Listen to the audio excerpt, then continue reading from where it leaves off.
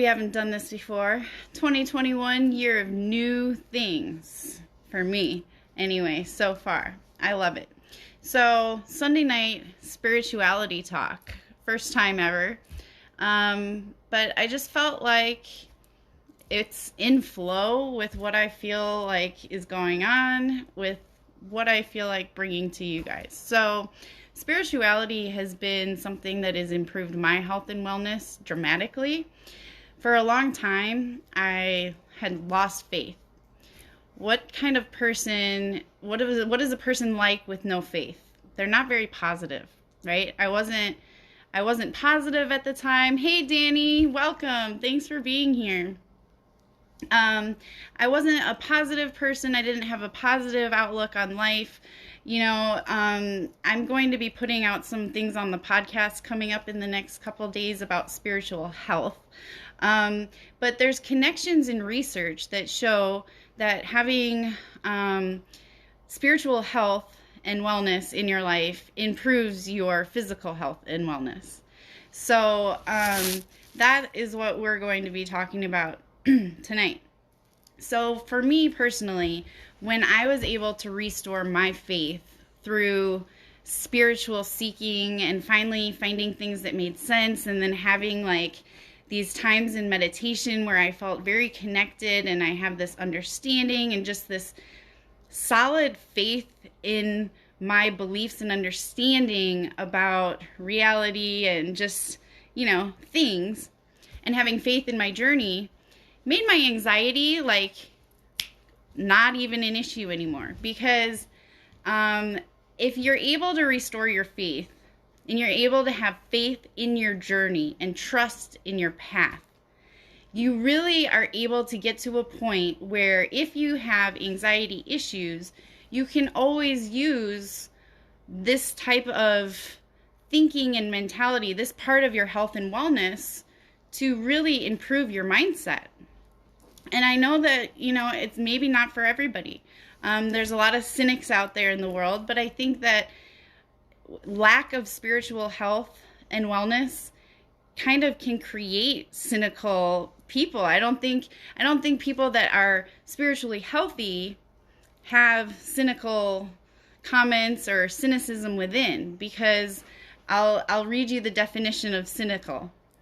Believing that people are motivated by self-interest, distrustful of human sincerity or integrity. So if somebody has a cynical mindset, think about what that means. Their mindset is, well, everybody out there is only out for themselves. So what does that tell you about their inner world?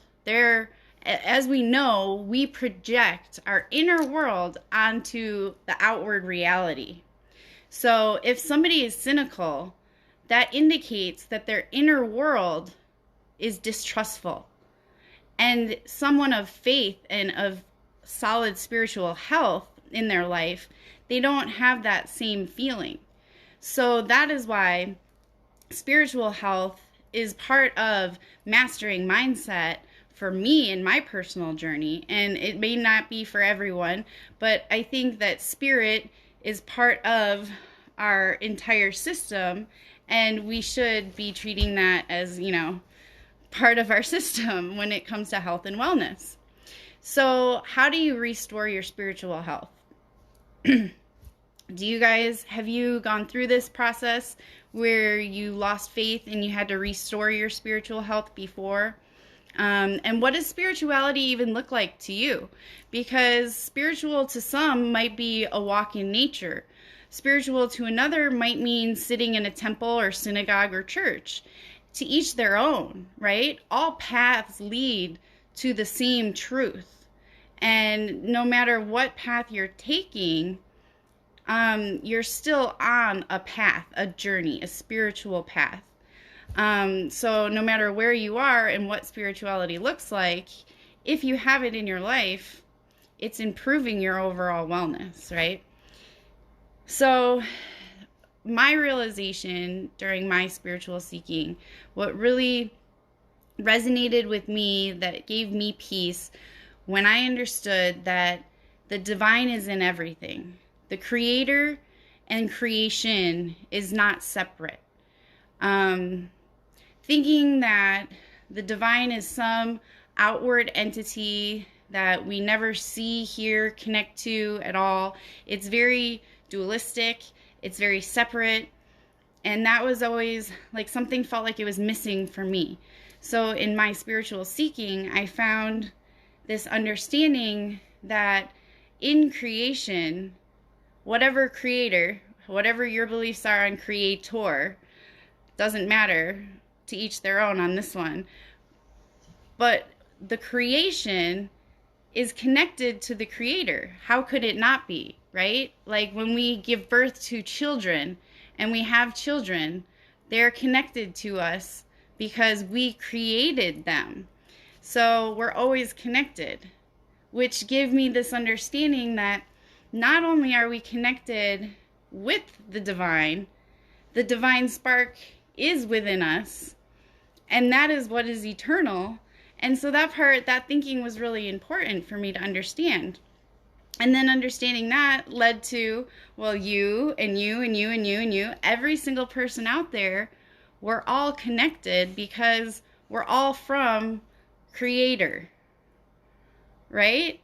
And so having that understanding, no matter what type of situation I am in with a challenging other person or whatever, I'm viewing that person and I'm understanding with the philosophy that I believe that this is just another extension of myself and the creator, right? So like, how could I ever have any type of negativity or hatred towards basically myself? And the things that annoy us about other people are mirrors of what's going on within us anyway. Those triggers are indicators that we have something going on. So it was just like mind-blowing when I had these kinds of realizations, and it's really changed my entire, I don't know, just approach with seeing the world and then interacting with the world. So by changing my inner world and understanding and having this type of spiritual connection through meditation and my own practice and ritual, my own spirituality, and being true to myself, whatever path that led down, whether I went down so many rabbit holes during my seeking process, and I encourage people to do what resonates with you. If something interests you, explore it and see where it leads you, because to get to where I am, I went through so many different avenues, but it was all to gather perspective along the way. Does that make sense, you guys? I hope I'm making sense to you guys. So then I got to this understanding, okay, well, this divine creation, time is relative.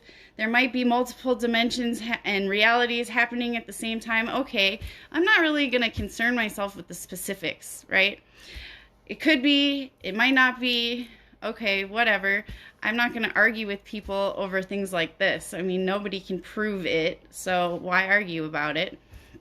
But I understood that my life was like a walking prayer. There was no separation between my spiritual self, my physical self, my mental self, my emotional self. It's all here, and I'm observing it all, and I can choose where to consciously choose where to put energy. So if I have a thought wave going through my head, you have 90 seconds, right? That video I published with neuroscience and stuff, you have 90 seconds to choose whether you add energy to that thought wave or you let it drift away, right? So now I understand that not just my mind, but my ego, my emotions, my spiritual self, my higher self, I can observe all of it. And then I choose where to put my energy. And it's not always easy. We're always constantly being tested to learn new things and to refine our skills and how to improve and be rightful living, right? Or like moral, ethical living. And in yoga, I really appreciate how they break everything up. The 8 limbs of yoga. You start with right mind and action. So You say what you think what you say, you speak your truth. You don't need to overspeak, but at the same time, always speak your truth and make moral right action in life. Those are like the first two limbs of yoga, which are really similar to like the 10 Commandments, or, you know, like you go into all these different religions or different spiritual practices. And in yoga, the first two limbs of yoga, yama and niyama, it's basically the 10 Commandments that I learned when I was Roman Catholic growing up as a kid. And then as I studied theological studies throughout my life, every single spiritual practice has these code of ethics, basically. So I'm like, whew, take a breath, Michelle. I'm really excited about this. So what I really love about the path that I've chosen with meditation is that you get direct experience.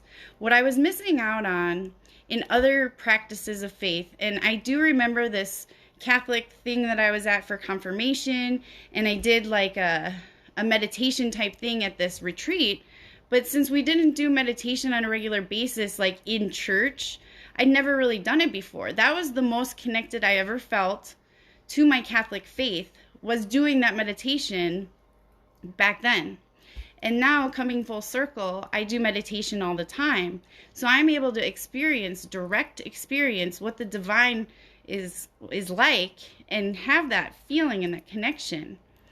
And so it's not even a belief anymore, because we've talked about the difference between beliefs and knowing. And how do we know anything? Through direct experience. So by sitting in meditation, I'm able to actually get to know Creator, because I'm connecting directly and I'm having my own direct experience, and every single person can have this direct experience. That's why meditation is such an amazing tool, not only for your physical health, your mental health, your emotional health, but your spiritual health as well. And it does not displace any current spiritual practice that you already have, right? It can only deepen and strengthen any type of spirituality you have, because you're getting that direct experience and connection. So it doesn't change your beliefs.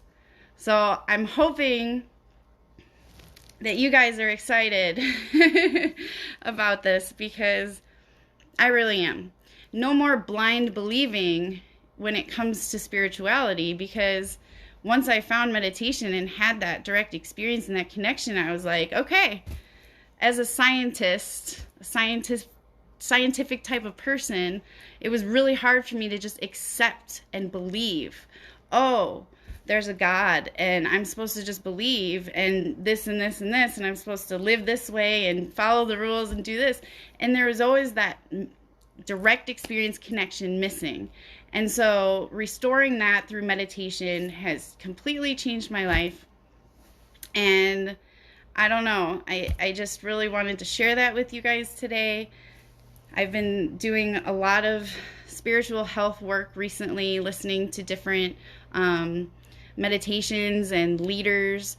I did the free webinar that Sadhguru offers. It's called Inner Engineering.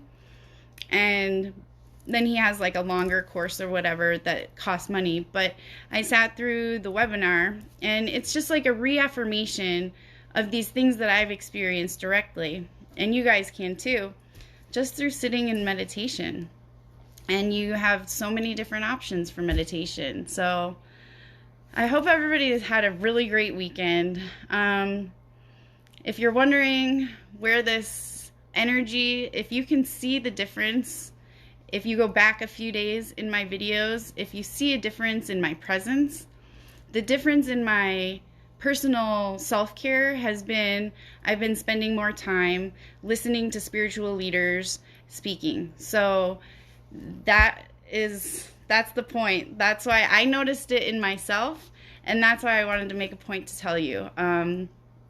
You can always kick up your level of inner peace and feelings of happiness and just contentment in life through these different practices. So I'm sending you so much love and positive vibes. Whatever your spiritual practices are, Keep up with them, because I was reminded again, I have like goosebumps floating around my body. I was reminded again of how important it actually is and how much it can impact your life. So I will talk to you guys this week. If you have any questions about meditation or anything like that, please don't hesitate to send me a message. I have appointments available all week long, so just let me know, you guys, of how I can help you be your best self and feel the best you can and improve your quality of life. Thank you, Bruce. I'm sending you all love. Have a great night.